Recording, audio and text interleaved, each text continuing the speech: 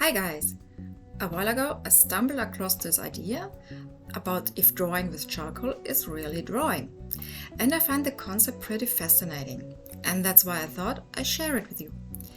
This idea changed the way I see the medium, and it makes it easier to handle. As always, I list the materials I used in the description below. Now follow me through the process of this portrait, and along the way I teach you my approach to make daunting subjects like a hairstyle and a necklace easier to tackle, and also the pros and cons of using super smooth paper. The main focus on this portrait or the photograph was a stunning hairstyle. You can create super slick hair by using hard contrasts. The harder the contrast between the darks and the lights, the glossier it appears. But don't get too dark at once. You have to build up your layers. You see me draw lighter strands with my eraser and then go on top with the pigment again. And you see me do that all over. It's not that I like to eradicate my work, but what you do is actually you create a depth. You create different grayscale in the strands. That's what makes it look like hair. Because the strands of your hair, there are a lot of them and they're laying on top of each other. So each one has a different color, so to say. And I do the same way, I work the same way the other way around with the darks. It looks like I'm doing the same stuff all over again, but what I actually do is building up layers and creating depth. And if I can't put any more pigment on, I clean up the paper, make sure everything's the way I want it, and I put another layer of fixative on. One thing is that I try to spray only the parts I'm working on, not the whole paper. Because I want as a base a super smooth paper, not something that already has texture on it.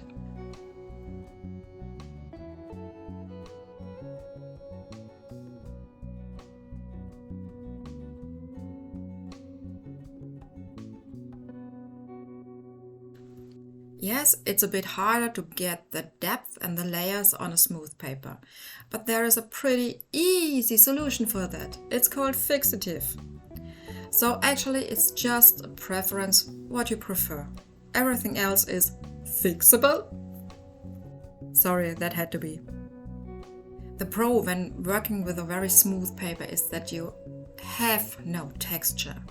So if you want to have something with no texture, like this very youthful skin of hers, it's very easier to achieve because it's already there. The downside is that if you use too much pressure, even with your brushes and on powder, you might create marks you can't erase. That's the point of caution. Use very, very little pressure and only very, very little pigment in the beginning. And before using your fixative, make sure your paper is absolutely clean. For that you see me using a kneaded eraser where I actually drag it all over the paper. And the first layer you created has to be perfect. What I mean is the highlights you want to have white have to be white. Otherwise you will have run into problems, but you can't erase it afterwards. The one I use is a fixative from Schmincke. I don't know if you can get hold of it where you live, but I think every other charcoal fixative will do the job, as long as it's something that's archival. For my portrait drawings, I personally love to use super smooth paper, like the hot pressed watercolor paper here, or the Bristol papers. I love the finish I get. When I need more texture, I like to use also a bit rougher papers. I did a snow leopard a few months ago, and that was a much rougher paper.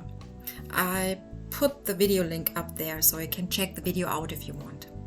Sometimes we come across a picture, a photograph we really love. We want to draw it, we want to paint it. But there's subjects in it that make you cringe. That make you, oh my god, that's too fiddly, that's too daunting, I don't dare. No, go for it. Because it's actually easier than you think. You don't have to draw all these tiny little details, like her diamond necklace. That's a thing for nightmares. Just break it down into small forms. That's all it is. Don't zoom it up. Don't go into the details. Charcoal is, for one thing, too clumsy for that, and the size of the drawing is way too small to go for this. And you don't have to. You don't have to create the illusion of the details. Your brain will fill in the rest. Everything you paint or draw is just one thing. Forms. Forms and lights and darks. It doesn't matter if it's hair, if it's an eye, if it's a triangle or a diamond necklace. It's all the same. It's just simple forms put together. Try to see these forms. Like, where is the necklace light? Where is it the darkest? What are the lines in it? Where does it go? How are the geometry of it? It's a learning process. It's, so to say, a time to zoom out, not to zoom in. Don't go for the small details. Go for the bigger picture. That makes the drawing process way easier.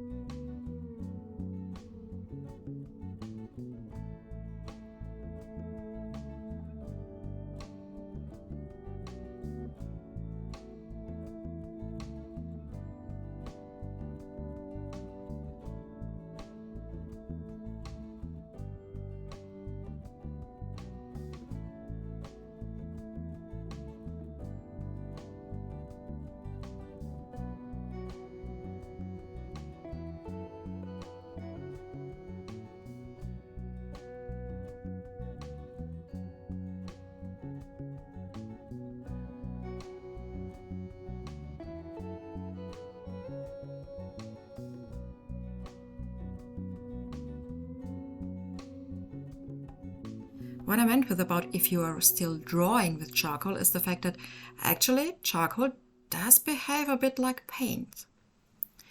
Like watercolor in a way. You can work it with a pencil, you can work it with brushes or a paper stump. But even the paper stumps you actually use like a brush. You can drag the pigment around, you can manipulate the pigment more like paint than, for example, color pencil sticks.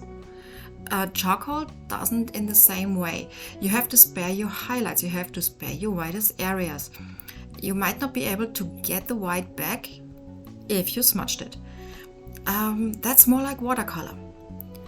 And I think it makes it easier to work with the medium if you think about it, if you consider it, treating it more like this. You layering different than with pencils. You work with it different. So it does have a lot of common, I think, really with paint. More paint than with color pencil.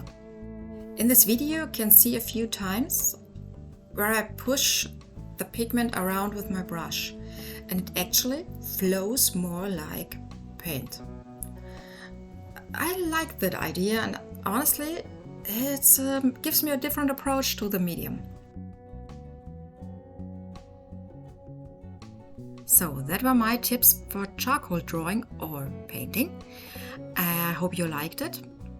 And don't forget to do all the YouTube things and I see you in about 2 weeks. Bye!